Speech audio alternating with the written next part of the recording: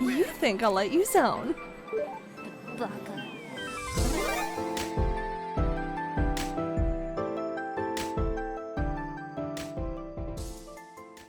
Hey guys, this is the final part of this year's creepy and horrifying Pokédex entries to listen to. We aren't running low on Pokemon anytime soon, and I've just scratched the surface. Like always, everyone wants to live in the world of Pokemon because of how cool it would be to have your own real team of Pokemon and getting to hang out with them.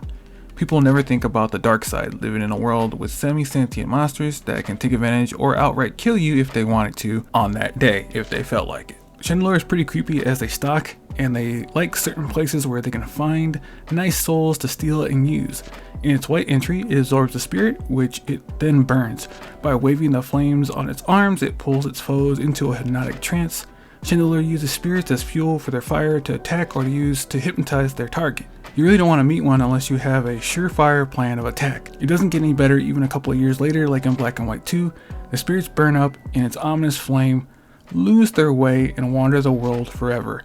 Any soul caught by Chandelure will never know rest, forever cursed to wander the world. Now that sucks that you can't move on because a walking lamp decided it needed you as fuel. The worst one I found was in Shield. In homes illuminated by Chandelure instead of lights, funerals were a constant occurrence, or so it said. So in homes where people use Chandelures as lamps always ended up with someone dying, and I take it that this became a common coincidence that many started to believe that the Chandelure either wanted it to happen or was oblivious to them, causing their family or master's death. Frillish is the jellyfish Pokemon that looks like royalty, but it isn't, and it is very dangerous for what they do when they're in the ocean. In its black entry, with its thin veil-like arms wrapped around the body of its opponent, it sinks to the ocean floor. Yeah, it outright states that in fights, it strangles and drowns its target by dropping to the seafloor. It doesn't get any better in the white entry either. They paralyze prey with poison, then drag them down to their lairs 5 miles below the surface. That they also poison their prey so they can drown more horribly because it's 5 miles under the ocean to their rocky lair, with the only ones having a chance of surviving are the aquatic Pokemon that can live both in land and sea if they can get past the poisoning part. Then there is a variation in Ultra Moon that, using the invisible poison spikes on its veil-like arms and legs, it paralyzes its enemies and causes them to drown. Frillish would just sting their target in the ocean and watch them drown before taking them to their lair. So even the cutesiest of Pokemon can be very, very dangerous as well. Gothorita is dangerous because of how strong the psychic Pokemon is and what it does with that power, especially on starry nights. In the black entry, they use hypnosis to control people and Pokemon. Tales of Gothorita leading people astray are told in every corner. So Gothorita is infamously known to hypnotize humans and Pokemon and do whatever came to their minds, and it is said that those that become hypnotized are usually never heard from again. The reason for this behavior can be explained in Black and White 2. According to many old tales, it creates friends for itself by controlling sleeping children on starry nights. So Gothorita likes kids and wants friends to play with, that they will hypnotize children into being their newfound friends, and for most tales, parents will never see their children again. This is further cemented in the Scarlet entry. This Pokemon will hypnotize children to put them to sleep before carrying them away. Be wary of nights when the starlight is bright. This cements that, for some reason, Pokemon want to either be unhealthy friends with kids or they want to eat them, probably because they are less of a hassle compared to adults. Cofagrigus is only dangerous to a certain type of human, as in Black it has been said that they swallow those who get too close and turn them into mummies. They like to eat gold nuggets, though it doesn't say that they eat humans for getting too close. They do sometimes need an avatar to help them with protecting their gold as they encase themselves in it and eat nuggets. So the worst thing is being unlucky and a Cofagrigus chooses you as its next mummy.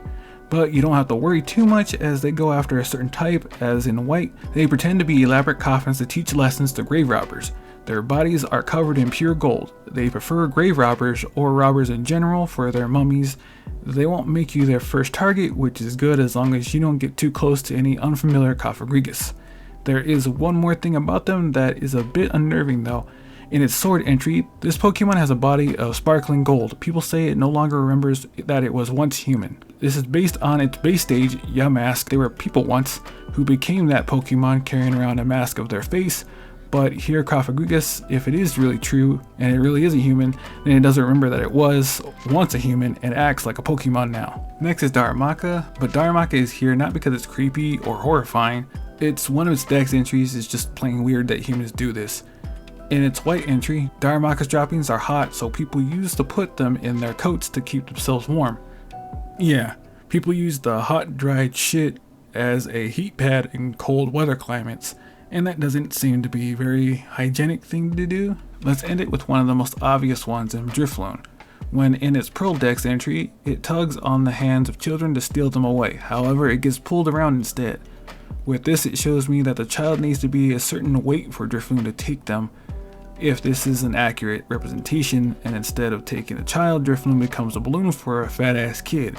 On the opposite scenario, in its Heart Gold and Soul Silver entry, it is whispered that many children who mistake Drifloon for a balloon and holds on to it could wind up missing. I take it as a weight thing that Drifloon can take kids away. The lighter you are, the more Drifloon has the opportunity to take you. That should do it for these videos on creepy dex entries. I'll do more when I can, or just save them for next year.